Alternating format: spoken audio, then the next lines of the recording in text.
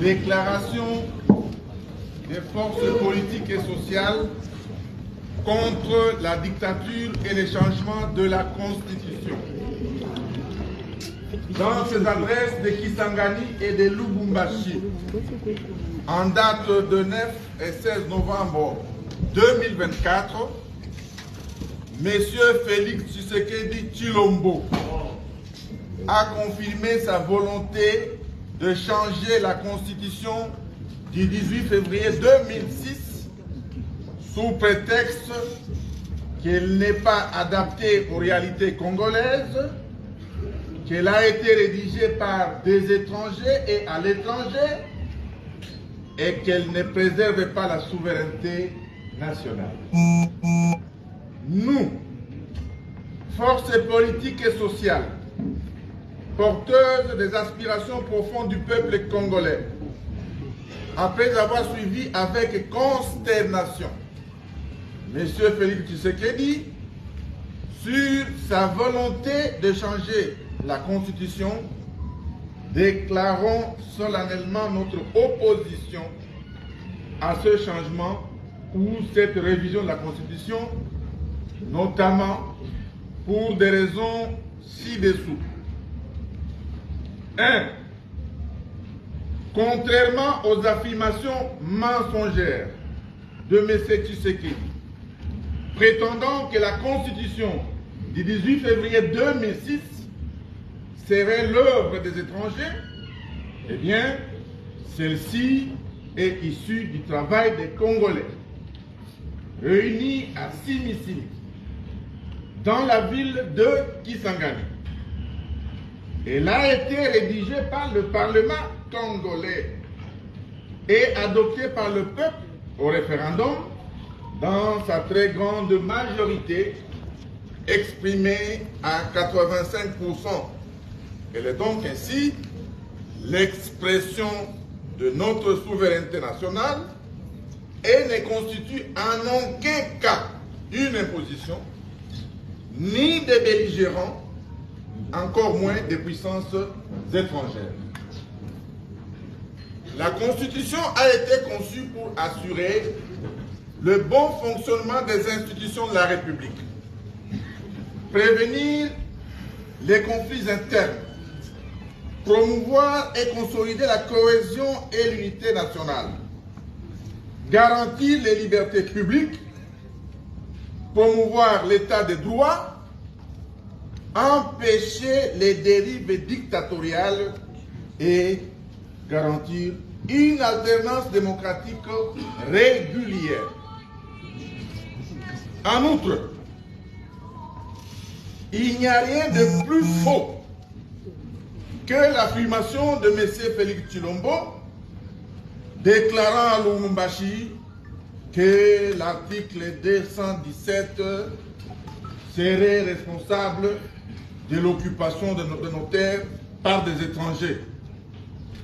En réalité, là, il confond la notion de souveraineté avec la notion de cession de terre.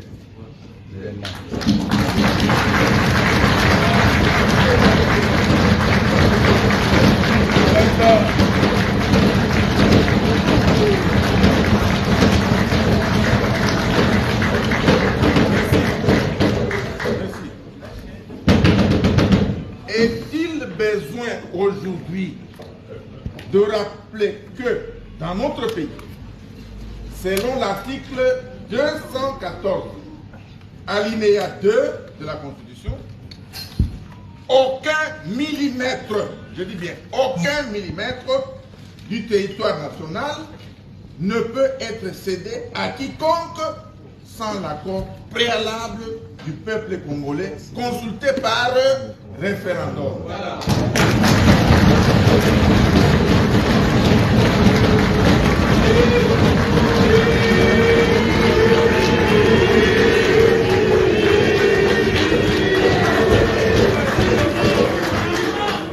Est-il besoin aujourd'hui de rappeler que dans notre pays, selon l'article 214, alinéa 2 de la Constitution, aucun millimètre, je dis bien, aucun millimètre du territoire national ne peut être cédé à quiconque sans l'accord préalable du peuple congolais consulté par référendum.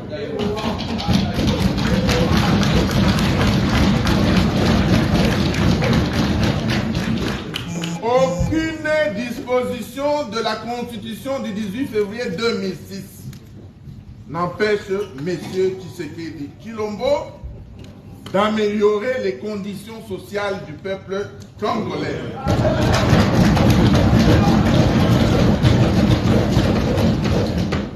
Notamment en garantissant une rémunération décente pour nos militaires, une rémunération décente pour les policiers, les enseignants, les médecins et autres agents et fonctionnaires de l'État, en donnant à la population l'accès à l'eau potable, à l'électricité et à des soins de santé de qualité, en stabilisant les taux de change, en construisant et en réhabilitant les routes, en régulant la circulation routière pour contenir les embouteillages.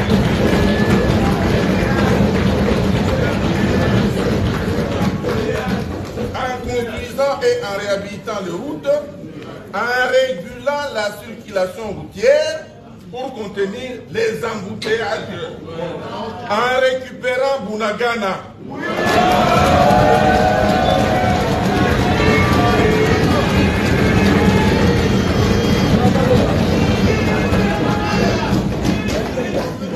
En récupérant Bunagana et la centaine d'autres localités occupées par le M23, en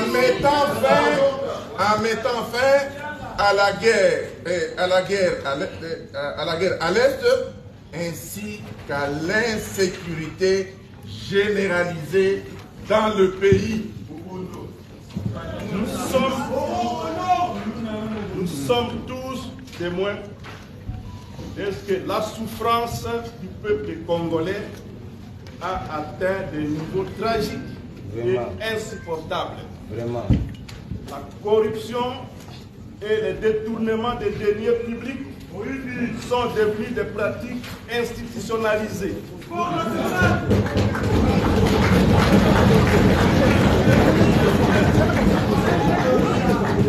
L'espace de liberté s'est gravement rétréci. La répression contre l'opposition a conduit jusqu'à l'ignoble assassinat de l'honorable Chérubin Okende.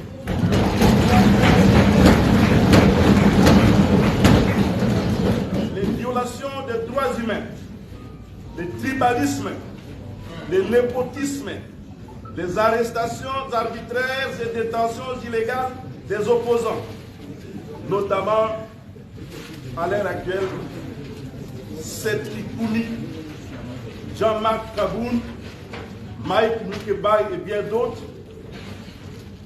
Des arrestations arbitraires et détentions illégales également des journalistes et des défenseurs des droits humains sont désormais des faits quotidiens dans ce pays.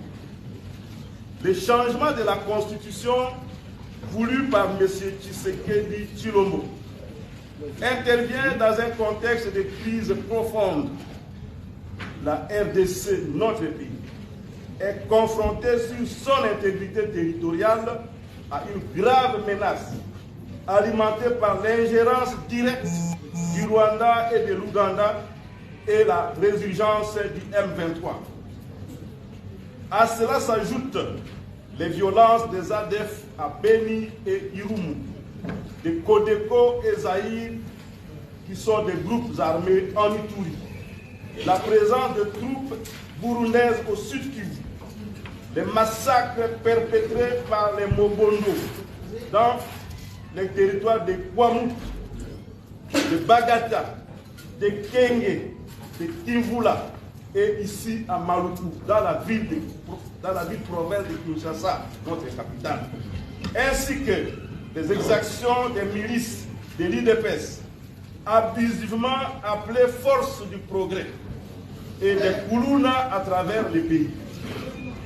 il y a encore à citer les tueries et déplacements des populations de Lubunga dans la ville de Kisangani, les massacres des fidèles de l'église Ouazalendo à Goma, des prisonniers au centre de détention de Makala, les massacres de Kilwa, de Lulu et de Kilobelobe dans le Grand Katanga. La RDC, notre pays, compte aujourd'hui plus de 8 millions de déplacés internes à la suite de toutes ces violences et tous ces conflits armés.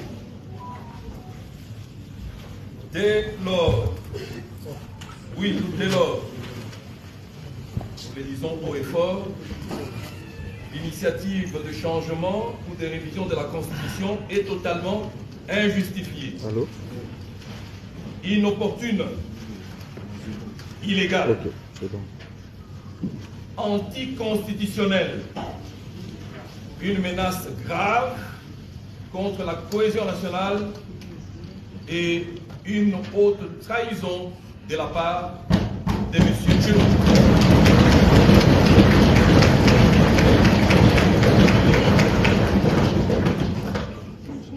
Il ressort de ce qui précède qu'au lieu de défendre l'intégrité territoriale de la RDC, notre pays,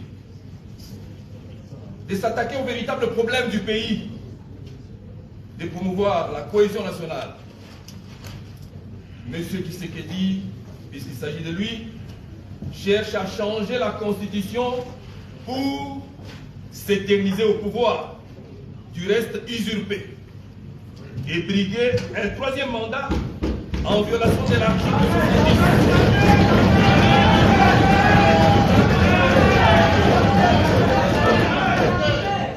Je disais, M. Tshisekedi, puisqu'il s'agit de lui, cherche à changer la Constitution pour s'éterniser au pouvoir, du reste usurpé, et briguer un troisième mandat en violation de l'article 70, qui limite le nombre de mandats présidentiels à 2, et à l'article 220, qui impose entre autres que le nombre et la durée des mandats du président de la République ne peuvent faire l'objet d'aucune révision constitutionnelle. La constitution de notre pays n'ayant pas prévu de mécanisme de son changement, cet acte, il faut le dire, est constitutif d'un coup d'État. Oui.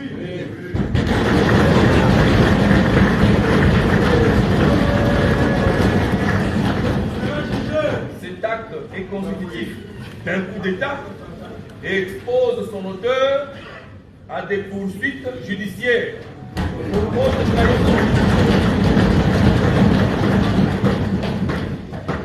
À des poursuites judiciaires pour haute trahison, fait prévu à l'article 165 de celle-ci.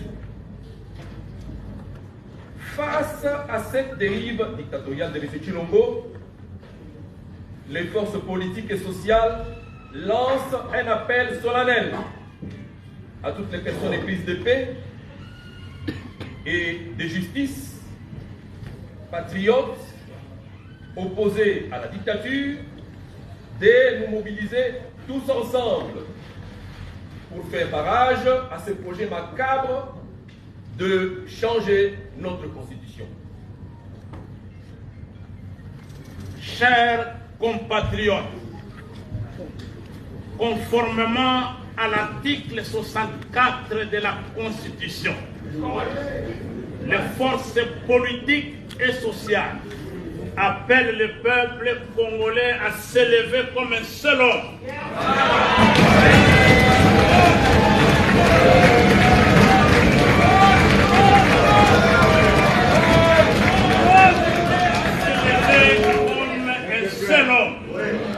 Fait échec à ce plan diabolique visant le changement de notre constitution et qui va consacrer à coup sûr la balkanisation de notre pays, la République démocratique du Congo. Des manifestations citoyennes à travers tous les pays et dans la diaspora seront organisés dans les jours à venir.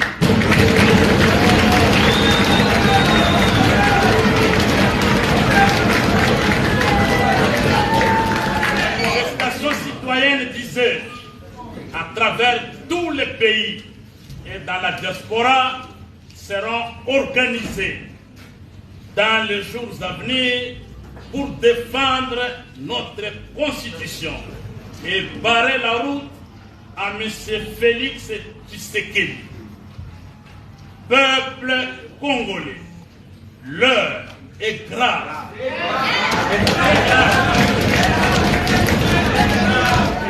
Réveillons-nous, défendons nos droits et notre souveraineté. Empêchons M. Félix Tshisekedi de réaliser son coup d'État constitutionnel.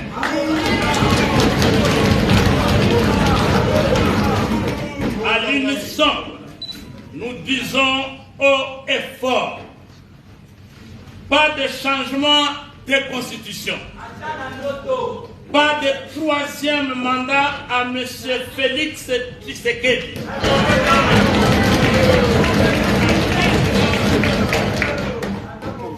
Pas de présidence à vie à République. Donc, pas de présidence à vie à République démocratique du Congo. Monsieur Félix Antoine Tshilombo doit impérativement respecter son serment qu'il a prêté solennellement devant Dieu et la nation. Serment d'observer, je dis bien, serment d'observer et de défendre la Constitution et les lois de la République. S'il ne le fait pas, le peuple congolais va l'obliger de le faire.